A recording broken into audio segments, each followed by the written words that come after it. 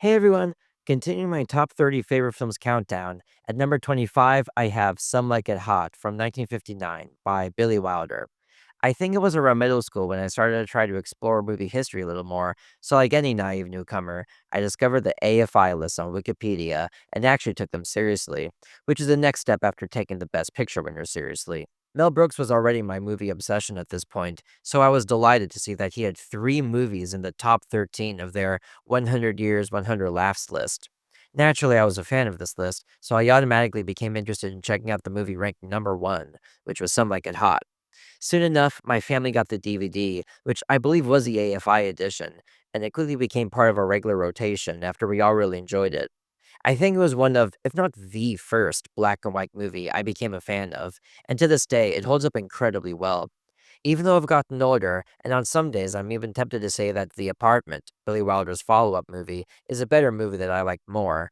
Some Like It Hot will always be more of a classic to me that I'm still continuing to find more jokes in and more pleasures out of. First, for the basic plot, in case you don't know, and once again, I'll give a spoiler alert.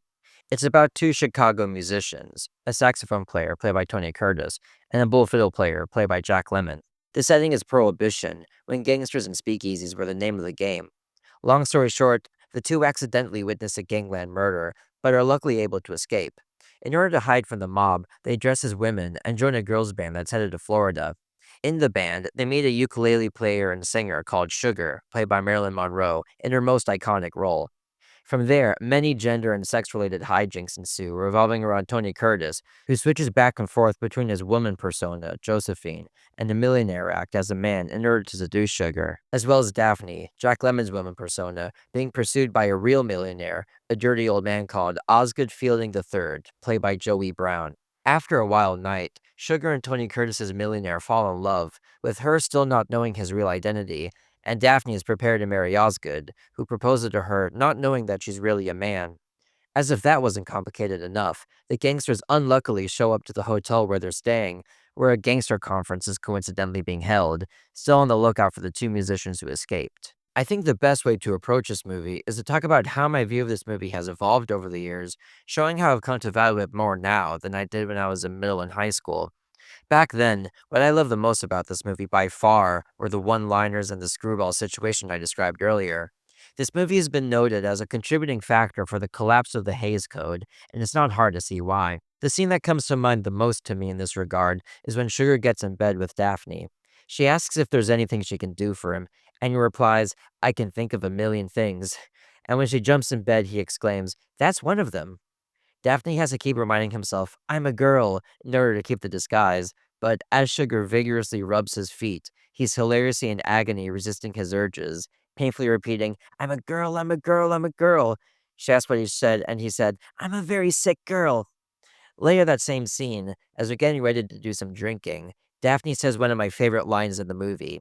Spills, thrills, laughs, and games. This may even turn out to be a surprise party. Many of the other innuendos come from Osgood, the dirty old man. His facial expression as the girls first come to the hotel, and especially as he eyes Daphne, is priceless. I love when he tells her, If there's one thing I admire, it's a girl with a shapely ankle. And she says, Me too, bye bye. His smile always makes me smile, and his laugh makes me laugh, especially on the phone when he does that kind of wheezy laugh like, it seems like it's hiding all sorts of innuendos. More explicit sexual jokes include when Daphne asks Josephine, What does it say in your crystal ball? Or when the young bellhop makes pretty crude passes at Josephine, which I thought was kind of throwaway before, but now I think his deliberate overacting is funny. But the most explicit scene is the scene on the yacht, a seduction scene where, on the surface, Marilyn Monroe is the one seducing Tony Curtis, when in fact the opposite is happening. Disguised as a millionaire, he makes up a story about how he basically doesn't have a sex drive and tempts Sugar to break through to him by passionately making out with him. My view on the scene is a weird one. Tony Curtis has famously remarked that Marilyn Monroe kisses like Hitler, and her Hitler like kisses are so aggressive, yet undeniably hot, that watching this scene with my parents was always really awkward for me. But looking at it now, I appreciate the comedy of it more, the fact that it hilariously contrasts with what Daphne is up to with Osgood. He's stuck dancing with him, doing the whole flower in the mouth routine, being miserable, while his friend is getting it on with Marilyn Monroe. I wouldn't be surprised if this was the steamiest kiss in movie history up until this point, or maybe ever, emphasizing that this pushed the boundaries of sexual humor in the movies, which partially helped to lead to the end of the Hays Code. Beyond the humor, the other thing that I've always loved about this movie is the setting. I'm from Florida and love pretty much all Florida atmospheres, especially the seaside. So when the movie leaves a harsh Chicago winter for a sunny Florida resort, I'm all on board. True, this was actually shot in California at the Hotel del Coronado, but I can never help but be reminded of the Don Cesar in St. Petersburg, Florida, a hotel that I used to regularly pass in the car, giving the movie a further personal connection. It's at this point when the movie enters a kind of movie heaven. What I mean by that is that it takes place in a setting that I love. It's a very light situation. It's the two guys getting into a screwball scenario. It's all laughs and fun away from danger for the time being. It's a great feeling that only movies can provide. Those are the levels on which I enjoyed this movie when I was younger, the basic stuff like the plot, humor, and setting. However, during my college years, I was able to see beyond just the humor and sense the real emotional depth of the film, most of which stems from Marilyn Monroe as Sugar Kane, the girl who always gets a fuzzy end of the lollipop. She possibly gives one of my favorite movie performances in this movie, and it's not just because she's extremely sexy in her glorious dress, complete with her transparent cleavage and a back so low cut that it almost goes down to her butt. Beneath the glamorous surface, we have a woman with dreams. She wants to meet a rich man, but I think her hopes run deeper than that. She's been stiffed so many times by so many men that she really just wants someone to treat her right. As the movie continues and we see her interactions with the fake millionaire on the yacht and her genuine happiness the day after, she becomes an even more likable character. But alas, the millionaire is fake, a disguise by Josephine, who herself is a disguise of his real character, Joe. He's got to run away from the gangsters who've come to the hotel, so he has to say goodbye, becoming yet another man who abandons her after getting his kicks, or so Sugar thinks. Her performance during the conversation on the phone, as she's told that she probably won't see him again, is a great balancing act. She still loves him and tries to talk him up, while also crying at the same time, realizing the consequence of the phone call. To be honest, when I was younger, I always basically checked out of the movie once the yacht scene ended and the new day began, thinking that the screwball energy kind of died down after that. But now I know that this is basically the emotional core of the movie right here. But by far the most emotional scene happens with only 5 minutes remaining in the film, as Marilyn Monroe sings I'm Through with Love, as Josephine watches on. The single best shot of the movie is this one, of her singing the song that matches her feelings exactly.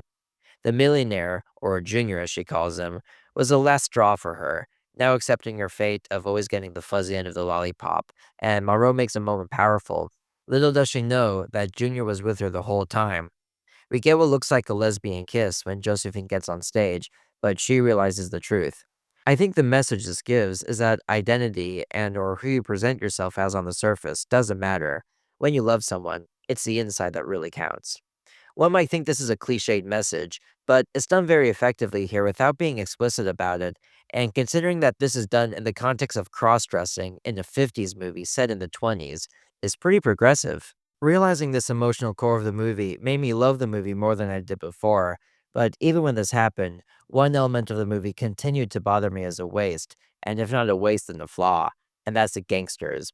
Bookending this movie is a story of prohibition, rival gangs, informants, and so on. Now, I used to think that these sections weren't as funny or interesting as the main meat of the movie.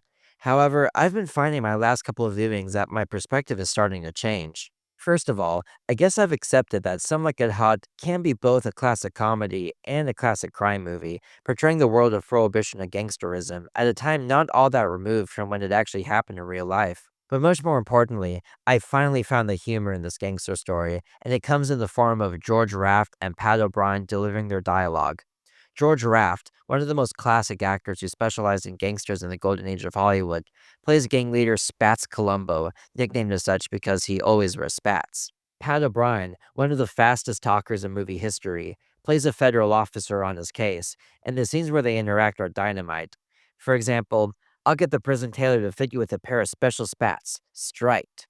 What's her up this time? Embalming people with coffee, 86 proof.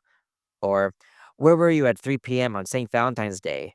Me? I was at Rigoletto. What's his first name? Where's he live? That's an opera, you ignoramus. Where'd they play it? In the garage at Clark Street? I especially wanted to highlight Pat O'Brien, as screenwriters Billy Wilder and Niall Diamond seem to make almost every line of his some kind of double entendre. The beginning of the movie is filled with them, hilariously reflecting the speakeasy's attempts to thinly mask their operations. This speakeasy is fronting as a funeral home, and it gives the correct passwords, saying, I've come to the old lady's funeral. I don't think I've ever seen you at our services before. That's because I've been on the wagon. Where are they having the wake? I'm supposed to be one of the pallbearers. Show the gentleman to the chapel, pew number 3. The organist then opens a door with one of the organ's buttons. It's just genius, and the double entendres don't stop. Inside, he asks, Haven't you got another pew not so close to the band? How about that one over there? Sorry, sir, but that's reserved for members of the immediate family. But the funniest one is extremely simple. His informant, named Charlie, says, I better blow, because if Columbus sees me, it's going to be goodbye, Charlie. He responds with, Goodbye, Charlie. And about George Raft, he's just great in the type of role he was famous for his whole life. Of course, I didn't know who he was when I was younger, so the pleasure of seeing him subtly playing towards his typecast went over my head. In fact, there's a funny joke where he comes across a guy who keeps flipping a coin in the air trying to look cool. He grabs a coin from the air and says, Where did you pick up that cheap trick? Well, anyone who's seen the original Scarface knows that he picked it up from him, George Raft. So the gangster stuff has more charm than I initially thought it did, but that's not to say that the movie is not flawless, or that the gangster stuff is now totally essential.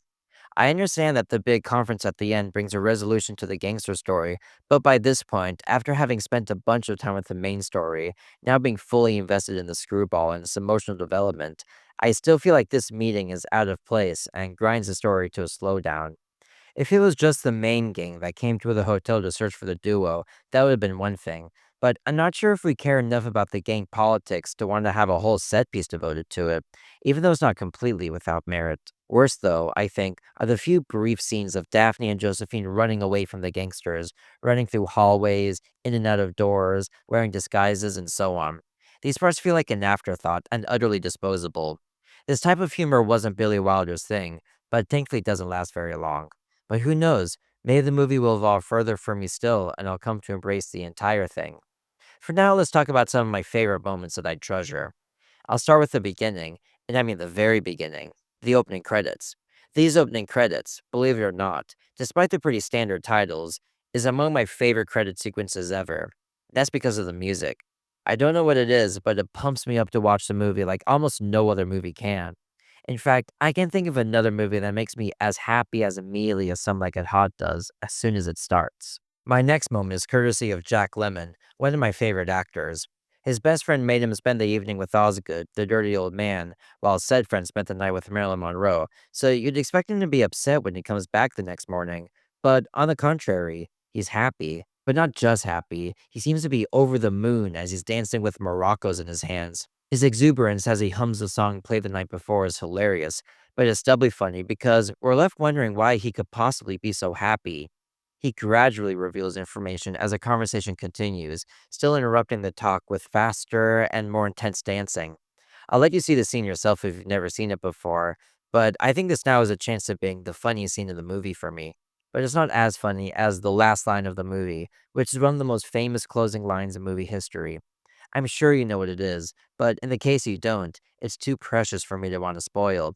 The fascinating thing about it is that it wasn't supposed to be the last line, just a placeholder until Wilder and Diamond came up with a better one.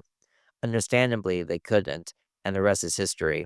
It works on many levels and can be interpreted a number of different ways, but no matter how I choose to view it, it makes me laugh every time I watch it, especially after the great build-up in the final conversation between Daphne and Osgood. But in the end, what I love about Some Like It Hot is that it's a pure piece of movie pleasure. I've always loved it for the jokes, and even now I continue to discover jokes I hadn't noticed before, like when Sugar says about the fake millionaire is really the person she's talking to. He collects shells. She asks, Shells? Whatever for? Daphne responds, Oh, you know, the old shell game. I've also very much enjoyed the music, the setting, and more. However, it's the emotions of the movie that really bring it all together and elevate it, and discovering that made me love the movie even more. Even the gangster stuff, which I didn't initially care for, I have much more appreciation for once I realized just how witty the writing is and how it plays with conventions of the gangster genre while still dealing with real life events. This has got just about everything you could want out of a movie, and while it might not be as artistically rich as some of the other movies on this list, it's a classic I can't help but love. It's my 25th favorite movie. Thanks for watching. What could possibly be better than this? You'll just have to wait for number 24 to find out.